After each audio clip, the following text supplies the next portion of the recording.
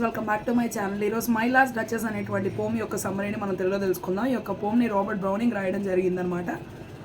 So Robert Browning డిగ్స్ deeper for better comprehension. Okay, so ఆయన ఏం చేశారు అంటే రాబర్ట్ బ్రౌనింగ్ చాలా అవసరమైనటువంటి విషయాలన్నీ కూడా తెలుసుకునేలాగా చాలా డీప్గా దాన్ని త్రవ్వి విషయాలన్నీ కూడా బయటకు తీసుకొచ్చారు. అంటే మనకు అవసరమైనటువంటి ప్రతి ఒక్క విషయాన్ని కూడా ఇందులో మనకు చెప్పడం జరిగింది. దాన్ని మనం తెలుసుకొని అర్థం చేసుకోవడానికి వీలుగా ఉండేలాగా. It is evident that the poet has loosely based it on the historical events that involve Alfonso of the 16th century. అట్లాగే ఇంకా మనకి ఏం తెలుస్తూ ఉంది అంటే దీని యొక్క రుజువును మనం చూసినట్లయితే కనుక పోయిట్ గారు ఏం చేశారు, కవి గారు చరిత్రలో జరిగినటువంటి కొన్ని సందర్భాల గురించి చెప్తూ ఆల్ఫోన్సో అనేటువంటి వ్యక్తి ఎవరైతే 16వ శతాబ్దానికి చెందినటువంటి ఆయన ఉన్నాడో సో ఆయన గురించి చెప్తూ ఈ యొక్క మై లాస్ట్ డచెస్ అనేటువంటి పోమ్ని రాయడం జరిగిందనమాట. The Duke of Ferrara is in conversation with an envoy of a powerful count. Okay, so Duke of Ferrara. So ఇప్పుడు ఈ డ్యూక్ ఆఫ్ ఫెరారా అనే స్పీకర్ అనమాట. సో ఈ యొక్క పద్యంలో జరుగుతున్న విషయాలన్నీ కూడా మనకు చెప్తా ఉంటారు. సో ఆయన ఏం చేస్తారు అంటే కౌంట్ అనేటువంటి ఒక వ్యక్తి దగ్గర నుంచి, చాలా గొప్ప పరిపాలకుడైనటువంటి ఆయన దగ్గర నుంచి ఒక మెసెంజర్ వస్తాడనమాట. అంటే మాటలు మోసేటువంటి వారు. ఇక్కడ వీళ్ళు చెప్పిన విషయాన్ని అక్కడ తీసుకెళ్ళి చేరవేయాలి, వాళ్ళు చెప్పింది తీసుకొచ్చి ఇక్కడ వీళ్ళకి చెప్పాలి. సో అలాంటి వాళ్ళని ఎన్వాయ్ అంటారనమాట. సో వెరీ పవర్ఫుల్ కౌంట్, ఆయన చాలా పవర్ఫుల్ అనమాట. సో ఆ యొక్క కౌంట్ ఆయన దగ్గర నుంచి ఈ యొక్క వ్యక్తి వచ్చాడనమాట. So is the speaker of the poem. The duke is looking to marry the count's daughter. So ఈ డ్యూక్ ఏమనుకుంటాడు అంటే కౌంట్ యొక్క కూతుర్ని పెళ్లి చేసుకోవాలి అని చెప్పి అనుకుంటాడనమాట. So it is because he lost his wife recently. ఎందుకంటే అతని యొక్క భార్య ఈ మధ్య కాలంలోనే మరణించడం జరిగిందనమాట. సో దస్ ఈ showing the envoy around his palace. అందుకని ఏం చేశాడు అంటే మరి వాళ్ళ యొక్క కౌంట్ గారి యొక్క కూతుర్ని పెళ్లి చేసుకోబోతున్నాడు కాబట్టి ఆ యొక్క మెసెంజర్కి ఇక్కడ పరిస్థితి అంతా కూడా చూపిస్తున్నాడు అనమాట. సో అతని యొక్క ప్యాలెస్ అంతటిని కూడా చూపిస్తూ ఉన్నాడు. Through out the tour we learn shocking revolutions about the Duke. Okay, so మనం వెళ్తున్నటువంటి ఆ యొక్క మార్గం అంతా కూడా మనం ఏం చూస్తాము అంటే డ్యూక్ యొక్క అసలైనటువంటి గుణం ఏంటి, ఎంతకాలం అతను దాచినటువంటి కొన్ని నిజాలు బయటకు వస్తాయి అనమాట. సో ఆ బయటకు వచ్చేటువంటి విషయాలన్నీ కూడా మనం ఇందులో చూస్తాము. The irony which Browning provides in this poem is crystal clear. Okay, so irony అంటే ఏంటంటే మనం ఎక్స్పెక్ట్ చేసేది ఒకటైతే అక్కడ ఇంకొకటి జరుగుతుంది అనమాట. ఓకే, ఇలా జరుగుతుందేమో అని అనుకుంటే అక్కడ ఇంకో రకంగా జరుగుతుంది. యాక్చువల్గా ఏమనుకుంటాము, భార్య చనిపోయింది డ్యూక్ గారికి అంటే ఆయన బాధపడుతూ ఏడుస్తూ ఉంటాడు, ఇంకో పెళ్లి కూడా అవసరం లేదు అని అనుకునే విధంగా ఉంటాడేమో అనుకుంటాం. కానీ ఇక్కడ ఆయన అలా లేడనమాట. సో ఆయన ఏంటంటే చాలా ఈజీగా ఇంకొక ఆమెను పెళ్లి చేసుకోవడానికి సిద్ధంగా ఉన్నాడు, ఆమె ఇష్టం లేదు అన్న విషయాన్ని కూడా మనం త్వరలో తెలుసుకోబోతాం అనమాట. సో ఇట్ ఈస్ బికాస్ ఈ లాస్ట్ ఇస్ అందుకని the irony which Browning expect చేసేది మనం ఒకటి, కానీ అక్కడ మనం ఎక్స్పెక్ట్ చేసినట్టుగా డ్యూక్ లేడు, వేరే విధంగా ఉన్నాడనమాట. సో అది మనకు చాలా స్పష్టంగా కనిపిస్తూ ఉంది.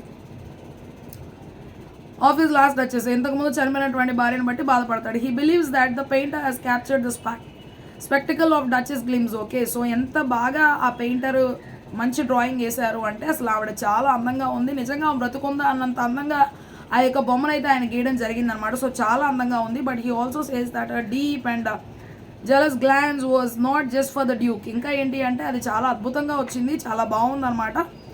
ఇంకా మనం ఇక్కడ చూసినట్లయితే not just for the Duke and nature was quite jovial. ఇక్కడ డ్యూక్తో పాటే కాదు కానీ ఆవిడ అందరితో కూడా బాగా మాట్లాడుతుంది, అందరిని కూడా చాలా ప్రేమిస్తుంది, ఎవరితో అయినా సరే చక్కగా నవ్వుతూ మాట్లాడిద్ది.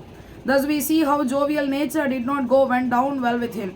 అట్లా నవ్వుతూ అందరినీ ప్రేమిస్తూ మాట్లాడేటువంటి తత్వం డ్యూక్కి నచ్చలేదన్నమాట. ఆవిడ నాతోనే నవ్వుతూ మాట్లాడాలి, అందరితో ఎందుకు అలా మాట్లాడుతుంది అనేటువంటి ఆలోచనలోకి వెళ్ళిపోతాడు. The Duke believe that she was flirting with almost every one. ఇంకా ఏమనుకుంటాడంటే మాట్లాడే ప్రతి ఒక్కరితో కూడా పాపం జీవితంలో ఉంటుందేమో, పాపం చేస్తూనే ఉంటుంది, ప్రతి ఒక్కరిని కూడా చెడ్డ ఉద్దేశంతో చూస్తూ ఉంటుంది అని చెప్పి అనుకుంటాడు. It becomes clear that is very controlling as a husband. ఇక్కడ మనకి ఏమర్థం అవుతుంది అంటే అతని యొక్క భార్య చాలా ఆయన యొక్క చెప్పు జాతలో ఉండాలి అని కోరుకుంటున్నాడు అనే విషయం మనకు అర్థమైందనమాట. ఆయన చెప్పినట్టే వినాలి. యాజ్ హీ రీకాల్స్ అబౌట్ ఆ నేచర్, ఎందుకంటే ఆవిడ యొక్క బుద్ధి గురించి ఆయన చెప్తూ ఉన్నాడు, ఆవిడ ఎలా నివసిస్తూ ఉండేది అనేది. తర్వాత హీ స్టోన్ గ్రోస్ హార్షర్. ఇంకా ఏంటి అంటే ఇంకా అతని యొక్క మాట అనేటువంటిది కొంచెం ఇంకా గట్టిగా వస్తుందన్నమాట, కొంచెం గరుకుగా కోపంగా వస్తూ ఉందన్నమాట. Humans and nature both impress the duchess easily. Okay, so మనుషులైనా చాలా ఈజీగా ఆమెని ఇంప్రెస్ చేస్తారు, అట్లాగే ప్రకృతి అయినా సరే చాలా ఈజీగా ఆమెను ఇంప్రెస్ చేసిద్ది అనమాట.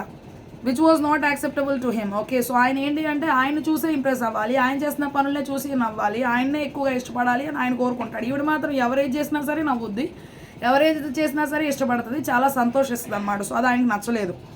My last duchess summary tells us how he thinks he did not respect his lineage. Okay, so ఇంకా ఏంటి అంటే కొన్ని తరాల నుండి వస్తూ ఉన్నటువంటి ఒక చైన్ కేసేటువంటి డాలర్ మేబీ అయి ఉండొచ్చు అనమాట. సో అది వాళ్ళ తరాల నుండి వస్తూ ఉన్నటువంటిది ఈవిడకి తీసుకొచ్చేస్తే ఈవిడ సంతోషంగా దాన్ని ఇది ఎంత గొప్పదో, ఎంత కాలం నుండి వచ్చినటువంటి దాన్ని రెస్పెక్ట్ చేయకుండా అందరూ తీసుకొచ్చి ఒక ఫ్లవర్ ఇస్తే ఎలా రియాక్ట్ అయిందో, బయట వాళ్ళు తీసుకొచ్చి ఒక ఫ్లవర్ ఇస్తే ఎలా రియాక్ట్ అయ్యి సంతోషపడిందో, అదేవిధంగా ఈయన ఇచ్చినటువంటి డాలర్ కూడా అలాగే ఆమె రెస్పాండ్ అయిందనమాట. So that's he decides to lesson her on loving everything so easily. అందుకని ప్రతి దాన్ని కూడా ఏమి ప్రేమిస్తూ ఉంది, ప్రతి ఒక్కరిని కూడా ఇష్టపడుతూ ఉంది, ఏమికి ఎట్లాగైనా సరే ఒక పాఠం చెప్పాలి అని అనుకుంటాడు.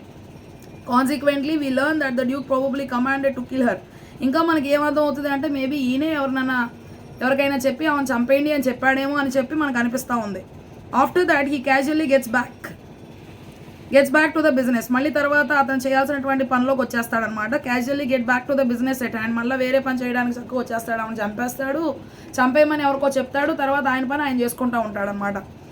He accompanies the envoy back to the count. Okay, so మరలా ఏం చేస్తారు అంటే ఆ యొక్క మెసెంజర్ ఎవరైతే వచ్చారో ఆయనతో పాటు నడుచుకుంటా కౌంట్ గురించి మాట్లాడుకుంటా. ఫర్దర్ ఈ ఆల్సో ఆస్ ఫర్ ఏ హై డౌరీ. ఇంకా ఏంటి అంటే చాలా ఎక్కువ కట్నం ఇవ్వాలని చెప్పి అడుగుతాడు అనమాట. So although he mentions that his daughter will be enough. ఒకసారి ఏమంటాడు, మీ కూతుర్ని ఇస్తే చాలండి అంటాడు కౌంట్తో. మళ్ళీ ఇప్పుడు ఏమంటాడు అంటే చాలా కట్నం ఇవ్వాలంటాడు. On the way out he show the envoy another art piece from his collection. Okay, so మళ్ళీ ఏం చేస్తారంటే బయటికి వెళ్ళిపోతూ ఉన్నటువంటి సందర్భంలో ఇంకా అతని దగ్గర ఉన్నటువంటి ఒక మంచి ఆర్ట్ పీస్ని చూపిస్తాడనమాట. సో అది కూడా చాలా బాగుంటుంది. Like the duchess portrait was merely as an object. Okay, so దాంతో కనుక కంపేర్ చేస్తే మనం ఇంతకుముందు డచెస్ యొక్క పిక్చర్ని చూసాం కదా, పోర్ట్రేట్ని, దాంతో అది ఒక చిన్న ఆబ్జెక్ట్లా కనిపిస్తుంది. దీన్ని కనుక చూస్తే ఇంకా బాగుందన్నమాట. సో దానికంటే కూడా డచెస్ అంటే ఎవరు అంటే విడో అనమాట. So widow of a duke. And it is chilling to see him. అంటే డ్యూక్ యొక్క భార్య చనిపోయింది కాబట్టి, భర్త చనిపోతే విడోస్ అవుతారు, మరి ఆవిడ చనిపోయింది కాబట్టి ఈయన అలా అయ్యాడనమాట. Move on from the portrait of his former wife without any emotion. ఇంకా ఏంటి అంటే మనకి చాలా ఆశ్చర్యంగా అనిపిస్తూ ఉంటుంది. అతని యొక్క భార్య ఫోటోని దాటుకుంటూ వెళ్ళేటప్పుడు కనీసం బాధ కూడా ఏదనమాట ఆయనకి.